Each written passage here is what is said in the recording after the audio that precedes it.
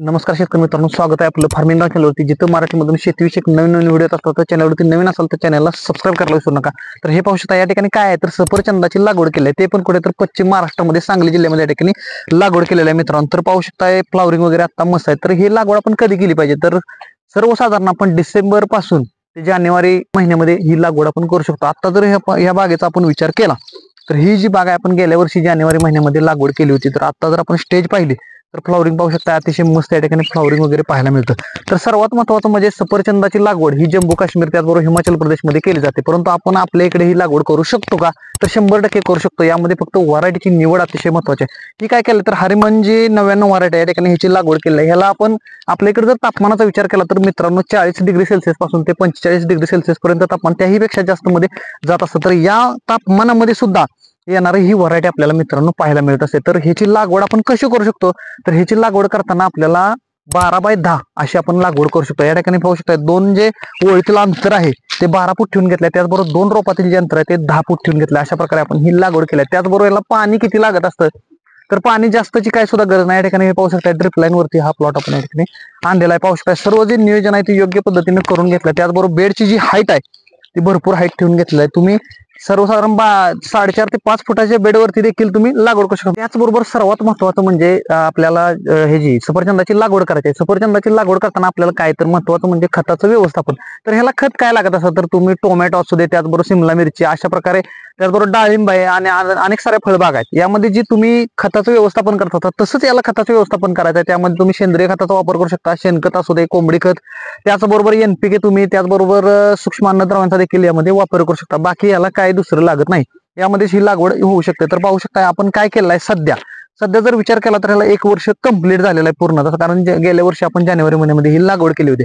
जानेवारी महिन्यामध्ये लागवड केल्यानंतर आता जर विचार केला तर फेब्रुवारी महिन्यामध्ये आपण या ठिकाणी याची छाटणी करून घेतली आहे. पाहू शकता छाटणी केल्यानंतर काय केलेलं आहे तर पाहू शकता या ठिकाणी डोळे फुटले. सर्वसाधारण 3 ते 4 इंचाचे डोळे फुटल्यानंतर त्या ठिकाणी तिथंच ती वाढ त्याची थांबली जाते आणि त्या ठिकाणी फ्लॉवरिंग निघायला चालू होत असते. हे पाहू शकता अशा प्रकारे फ्लॉवरिंग निघत असतं आणि फ्लॉवरिंग निघाल्यानंतर आपल्याला ऍपल लागण्यास सुरुवात होत असते. तर इथं जर आपण पाहिलं तर हे पाहू शकता या ठिकाणी ऍपल लागण्यास सुरुवात झालेली आहे मित्रांनो.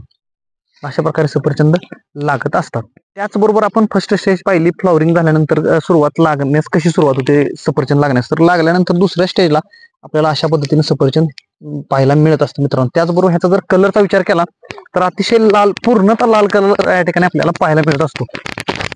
इथं जर पाहिलं आपण तर या ठिकाणी हे जे सफरचंद आहेत हे सुरुवातीला लागलेत ना, हे पाहू शकता लाल. ह्याचा जर आकार आपण पाहिला तर अतिशय छोटा आकार आपल्याला दिसतो, कारण पहिलंच वर्ष आहे आणि ह्या स्टार्टिंगला ही फळं लागलेली आहेत. तर हे सेटिंग मधली फळं नसून हे अगोदर लागलेले आहेत. तर सेटिंग या ठिकाणी आता धरलेलं आहे. पाहू शकता फ्लॉवरिंग भरपूर आहे आणि ही जी फळं आहेत आपली ही कधी चालू होणार, तर सर्वसाधारण जून महिन्यामध्ये फळं चालू होतात. आता जम्मू काश्मीर त्याचबरोबर हिमाचल प्रदेशचा विचार केला आपण तर ऑगस्ट महिन्यापासून पुढे तिथली फळं मार्केटमध्ये येत असतात. तर आपण इथं जर लागवड केली तर आपल्याला फायदा मिळेल का, तर 100% मिळणार. कारण ही जी आपली फळं असतात ती सर्वसाधारण जून ते जुलै महिन्यामध्ये आपलं फळं मार्केटमध्ये येत असतात. त्यामुळे आपल्याला रेट 100% भेटून जात असतं.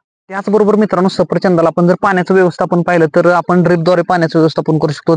त्याचबरोबर आपण अन्य कोणत्याही साधनाचा या ठिकाणी वापर करू शकतो. त्याचबरोबर सर्वात महत्वाचं म्हणजे आपण लागवड करत आहोत परंतु त्यावरती रोग कुठला येत असतो, काय कसं नियोजन करावं, तर यावरती सर्वात जास्त खोडावरती बुरशीचं प्रमाण जास्त प्रमाणात आपल्याला पाहायला मिळतं. अलीकडे पूर्वी येत नव्हतं परंतु आता आपण जर पाहिलं लागवड जास्त प्रमाणात होत आहे आणि बुरशीचं प्रमाण पाहायला मिळतं.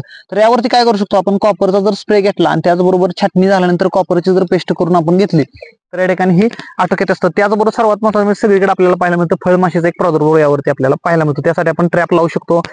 त्याचबरोबर स्प्रे देखील आपण स्टँडर्ड औषधांचा स्प्रे देखील आपण करू शकतो. अशा प्रकारे आटोक्यात जास्त काय याला खर्च नाही. त्याचबरोबर लागवडीसाठी येणारा जर खर्चाचा विचार केला तर मित्रांनो आपल्याला सर्वसाधारण 80,000 ते 1,00,000 रुपयेपर्यंत एकरी आपल्याला खर्च होत असतो. आणि उत्पन्नाचा जर विचार केला तर मार्केट रेटनुसार सर्वसाधारण आपण कमीत कमी जर उत्पन्न धरलं तर 4 लाखापासून ते तुम्ही 10 लाखापर्यंत देखील एकरामधून यामधून उत्पन्न मिळू शकतं. तुम्ही जशी फळं आणणार आहे त्याचबरोबर फळाच्या साईज वरती देखील, आणि सर्वात महत्त्वाचं म्हणजे फळाची साईज आपल्याला सुरुवातीला जर विचार केला तर 100 ग्रॅम पासून 150 ग्रॅम पर्यंत आपल्याला सुरुवातीला साईज पाहायला मिळते या व्हरायटीमध्ये. आणि जशी जशी बाग मोठी होईल, सर्वसाधारण 4 ते 5 वर्षाची बाग झाल्यानंतर आपल्याला एक फळ सर्वसाधारण 200 ग्रॅम पासून पुढे 250 ग्रॅम पर्यंत आपल्याला पाहायला मिळतं. अशा प्रकारे ह्याच्या ग्रोथ वरती सर्व काही डिपेंड आहे. तर तुम्हाला जर लागवड करायची असेल तर हे सर्व माहिती तुम्हाला सांगितलं. त्याचबरोबर स्टेजनुसार अजून आपण भरपूर व्हिडिओ यावरती बनवणार आहे. तर मित्रांनो, कशी इन्फॉर्मेशन जरूर सांगा. त्याचबरोबर कमेंट बॉक्सवर कमेंट करायला विसरू नका. व्हिडिओला लाईक शेअर, चॅनलला सबस्क्राईब करायला विसरू नका.